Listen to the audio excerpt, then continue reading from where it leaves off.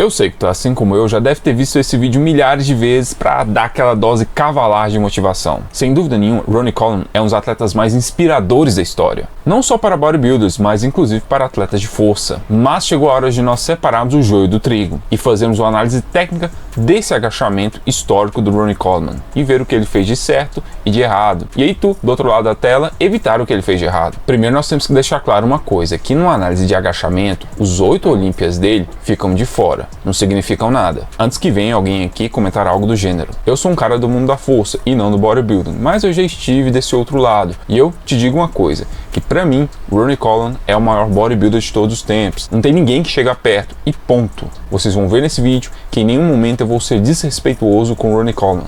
Mas eu vou fazer uma análise técnica. Já tô até vendo a raiva de comentar como é que vai ser, mas vamos lá. A primeira coisa que nós temos que observar nesse vídeo, antes mesmo de dar o play, é que nesse agachamento de 800 libras ou 363 quilos, Ronnie Coleman está equipado com macacão de agachamento e faixas de joelho. Ah, mas é para proteção.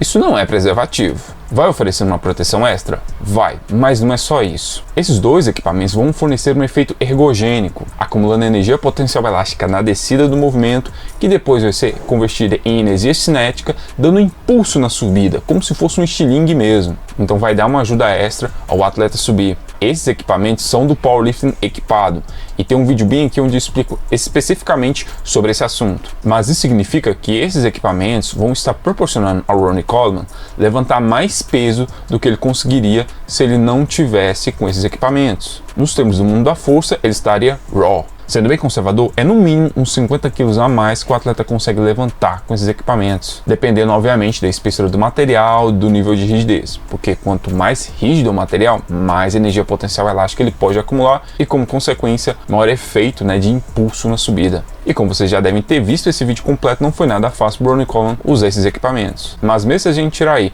no mínimo uns 50 quilos aqui da barra para testar a real força raw sem equipamentos do Ronnie Coleman, mesmo assim seria um feito de força impressionante. Mas nós temos que questionar, para que cargas d'água um bodybuilder estaria agachando equipado, sendo que o macacão e as faixas de joelho vão permitir com que ele levante mais peso artificialmente? Eu sei que vocês, amantes do bodybuilding, já devem estar xingando nos comentários, mas tu já parou para pensar que isso não faz sentido nenhum? Eu sou daqueles que prega que absolutamente todo mundo deve agachar pesado, mas qualquer um que utilizar macacão de agachamento e faixa de joelho que não seja um powerlifter equipado, não faz sentido algum. Mas existe uma explicação para isso. Pelo show, para aparecer, para gerar uma cena impressionante para a produtora que está fazendo DVD de treino. Não podemos esquecer que esse agachamento fez parte de uma semana de treino que foi filmada e que depois iria ser comercializada. E tu ter ali um agachamento de 800 libras, um DVD, olha, ajudaria demais nas vendas. Tanto que tu não encontra nenhuma outra filmagem, nenhum outro vídeo do Ronnie Coleman agachando equipado de novo. Mas dito isso, ninguém duvida que esse cara era um cavalo de forte.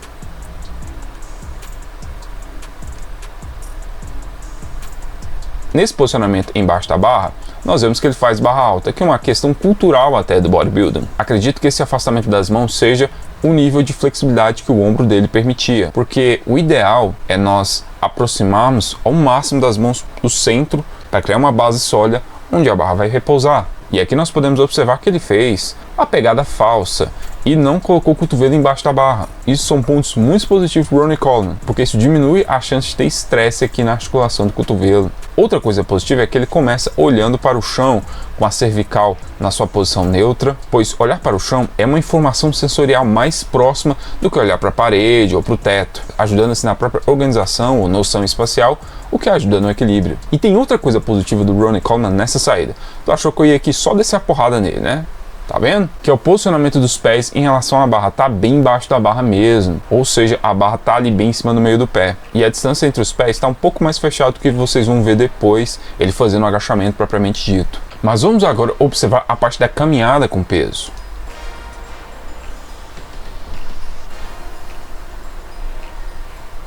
Outra coisa muito positiva aqui é que o Ronnie Coleman não deu 200 passos para trás, não ficou sapateando ali com as 800 libras nas costas. Foram poucos e curtos, sem ficar gastando energia desnecessariamente. Quanto maior o peso, mais eficiente tem que ser o movimento. Isso inclui a parte de caminhar com peso. Mas aqui nós temos que destacar algo ruim que o Ronnie Coleman fez, que tu não deve repetir de maneira alguma. Ele não colocou o ar para dentro, ou seja, inspirou profundamente e fez o bracing, que é contrair toda a musculatura ali que estabiliza a coluna vertebral, e isso inclui a musculatura abdominal, e aí depois tirar a barra de suporte e caminhar com peso. Em vez disso, pelo show ele fez isso gritando. Isso é bem comum no meio do bodybuilding, fazem agachamento e deadlift sem fazer essa estratégia, que faz com que seu tronco vire um melhor transmissor de força, fazendo assim o exercício ser mais seguro e melhorando a performance. Eles ficam completamente soltos, e aí depois ficam falando que esses exercícios são lesivos para a coluna, ou pior ainda, né, que alargam a cintura. Claro, há exceções.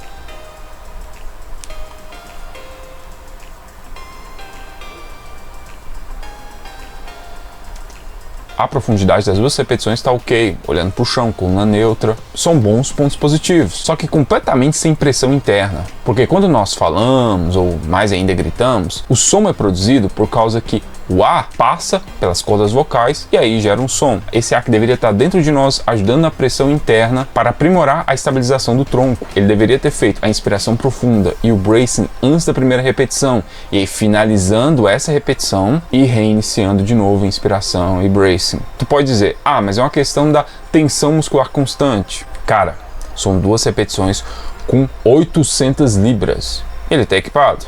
Mas eu questiono, será que vale a pena trocar a eficiência do movimento e a segurança da sua coluna vertebral por um suposto benefício de uma tensão constante?